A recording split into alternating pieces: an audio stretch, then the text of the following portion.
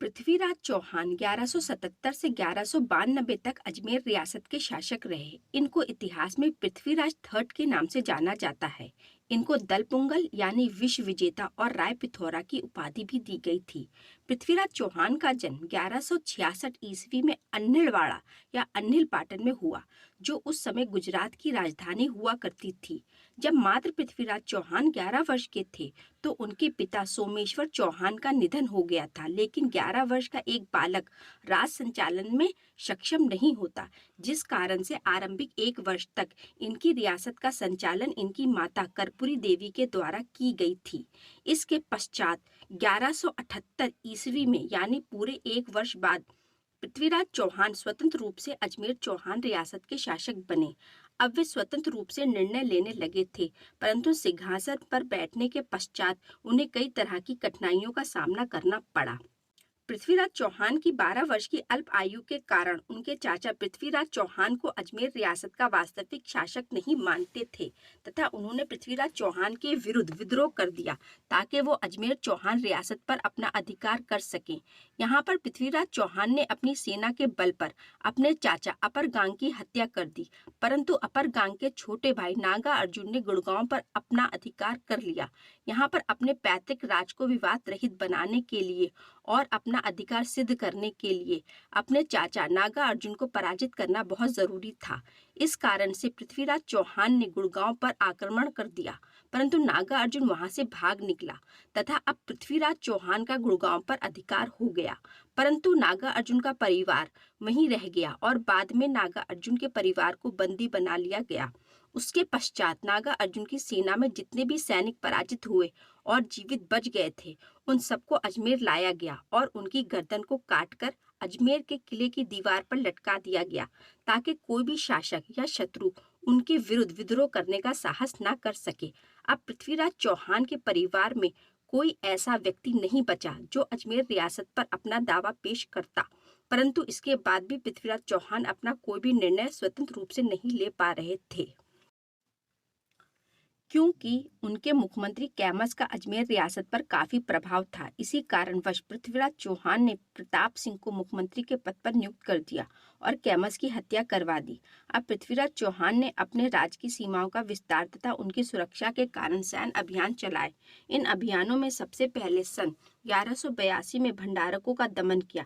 उसके पश्चात उसने महोबा, गुजरात तथा कन्नौज के शासक जयचंद के बीच शत्रुता बढ़ा ली। इसी का प्रभाव यह हुआ कि 1192 ईस्वी में मोहम्मद गौरी और पृथ्वीराज चौहान के बीच जो तराइन का दूसरा युद्ध हुआ, उस युद्ध में पृथ्वीराज चौहान को कोई भी सहयोगी नहीं मिला तथा पृथ्वीराज चौहान की इस युद्ध में पराजय हुई। पृथ्वीराज चौहान और जयचंद गढ़वाल के बीच संघर्ष काफी बढ़ गया था।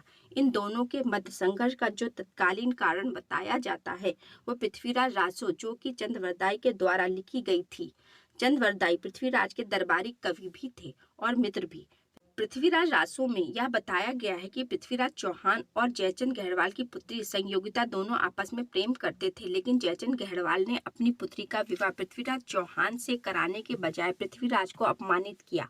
जयचंद गढ़वाल ने राजसूय यज्ञ का आयोजन किया और साथ ही साथ अपनी पुत्री संयोगिता का स्वयंवर का भी आयोजन किया। मतलब लड़की को अपना वर स्वयं चुनने की आज़ादी होती है। वो स्वयंवर में जिस भी व्यक्ति को स्वयंवर के दौरान वरमाला पहना देती है वही उसका पति होता है।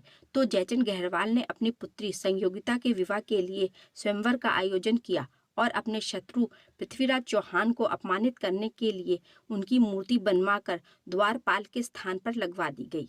लेकिन संयोगिता ने स्वयंवर में उपस्थित किसी भी व्यक्ति को गले में वरमाला नहीं डाली और द्वारपाल पर जो मूर्ति स्थापित की गई थी पृथ्वीराज चौहान की, उस पर जाकर वरमाला पहना दी। उसके पश्चात पृथ्वीराज चौहान ने कन्नौज पर आक्रमण किया और संयोगिता का अपहरण कर अजमेर ले आए और संयोगिता से विवाह कर लिया। अब तक पृथ्वीराज चौहान के बारे में जितना देखा, उन सारी घटनाओं में वो जितना संघर्ष करते जा रहे थे वे उतने ही अपने शत्रु बढ़ाए जा रहे थे।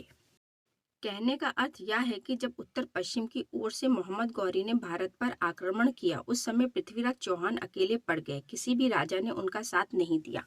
हालांकि पृथ्वीराज चौहान के तराइन के युद्ध में पराजित होने के केवल मात्र यही कारण नहीं है, क्योंकि इन राजाओं के सहयोग के बिना भी पृथ्वीराज ने मोहम्मद गौरी को तराइन के प्रथम युद्ध में पराजित किया था। परंतु बहुत सारे कारणों में से ये भी एक कारण था। पृथ्वीराज चौहान के अंतिम जीवन के बारे में इतिहासकारों के बीच कई मतभेद हैं, जैसे कि मिन्हाज के अनुसार उसकी हत्या कर दी गई, हसन निजामी के अनुसार उसे अजमेर ले जाया गया और कुछ शर्तों के साथ उसे उसका राज वापस कर दिया गया। इस बात का सबूत यह है कि पृथ्वीराज के समय के कुछ सिक्कों पर श्री मोहम्मद साम लिखा हुआ पाया गया है। यहाँ पर गोपीनाथ शर्मा भी यह तर्क देते हैं कि मोहम्मद गौरी ने पृथ्वीराज चौहान के पुत्र गोविंद राय को आश्रित शासक बनाया था। चंद्रवरदाई के अनुसार उसको गजनी ले जाया गया, जहां पृथ्वीराज चौहान ने तीर चलाकर मोहम्मद गौरी की हत्या कर दी। हम अपने अगले वीडियो में टीपू सुल्तान के बारे में बात करेंगे। तब तक के लिए अलविदा दोस्तों।